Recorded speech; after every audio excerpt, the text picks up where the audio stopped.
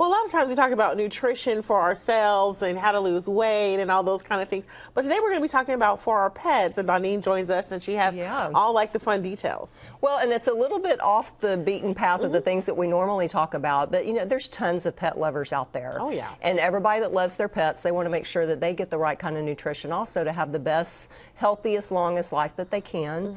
And here recently, there were some stories in the news about pets that were dying from some beef jerky treats that were manufactured in China.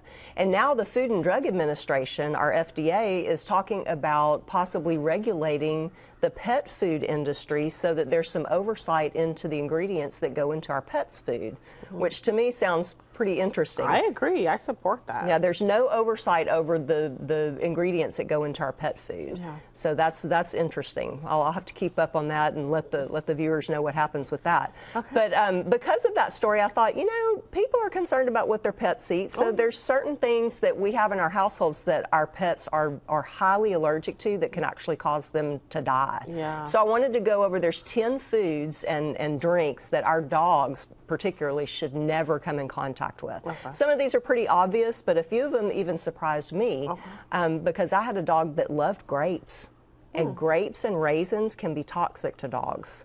So that's one of the things on the list. A lot of these are because the dog's digestive system just can't handle the ingredients and the different nutrients that are in these different foods. Okay. Now, number one on the list is alcohol. Yeah. That's kind of obvious. And dogs are attracted to things that are sweet, so particularly wines and alcohol that have a lot of sugar in it. So you don't want your pets to get into alcohol, that's for sure. It can cause respiratory failure and death. Jeez. Garlic. That's another one. You know, we love garlic. In fact, we went out to eat last night and had a salad just loaded with garlic. But garlic as well as onions can be toxic to dogs. Really? And so, I mean, I guess I wouldn't put that together, but... I know. That's why some of these are really surprising, you know. And if you have a dog that's what I like to call a counter surfer, where they get up on the counter and they look around, or I have one dog that loves to stick his nose in the refrigerator. So be sure that you don't have any of these things out where your dogs can get them. You know, if they see a clove of garlic, they're going to think maybe it's a toy to play with. Exactly. So, yeah, you want to be careful with that. Mushrooms. You know, when the weather is like it has been lately, where we get a little bit of rain and those mushrooms pop up outside, those can be toxic to your dogs. So you need to get rid of those in your garden. Yes, if you have the the little circle of mushrooms that comes out overnight, you know, go out there and get those things up because those can be toxic to your dogs as well. Okay. Next on the list, and this is what most people know this already, chocolate. Yeah. Chocolate is toxic to dogs, so be really careful with that.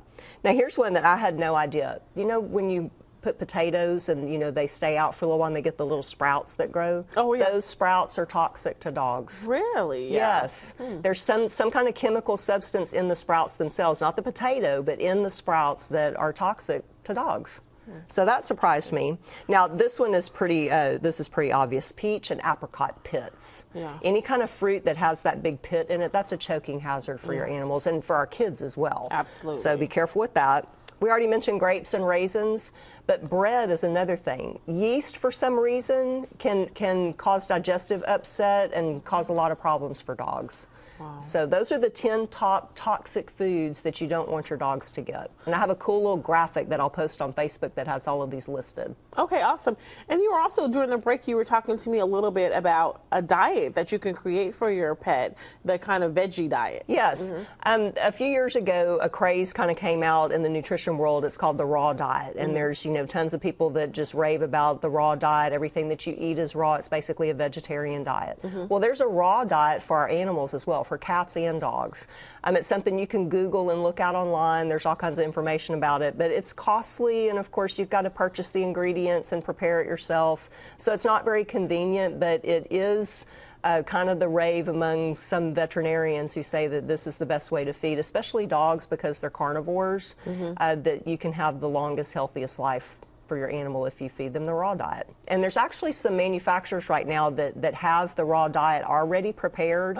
It's refrigerated. Some of the grocery stores are carrying it. I know Petco and PetSmart also carry it as well. What are some of the items that are in the raw diet for dogs?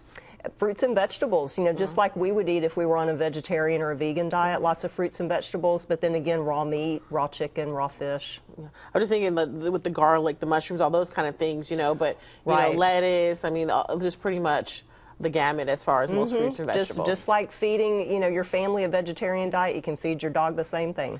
All right, well, great tips, great information to know. I know a lot of dog lovers out there, they're writing all that stuff down. Yeah, and we're going to put this on the Facebook page on Fitness Nutrition Consulting, and it's a nice little graphic. You could even print it out and put it on your refrigerator.